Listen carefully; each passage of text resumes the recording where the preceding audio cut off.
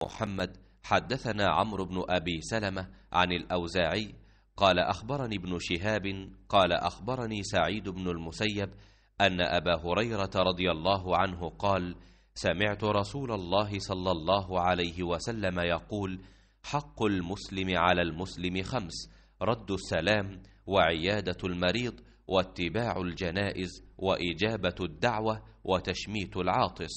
تابعه عبد الرزاق قال أخبرنا معمر، ورواه سلامة عن عقيل.